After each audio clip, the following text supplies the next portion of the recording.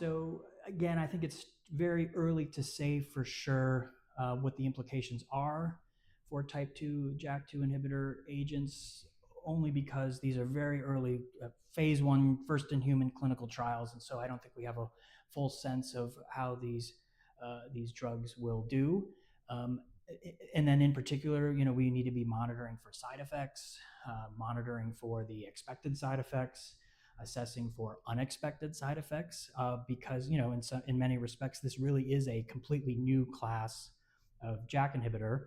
So that's one thing that we need to be mindful of. And then long term, I think if again there's activity in this sort of type 1 JAK inhibitor refractory setting, there'll have to be, I think, bigger conversations in the MPN community about then where type 2 inhibitors might fit, again, in an upfront setting, in the landscape, knowing that, again, we already have several inhibitors, each with their specific clinical indications. So it's an exciting time in that we have a lot of options. And so, again, a lot will be borne out as more of this data from the trial comes around.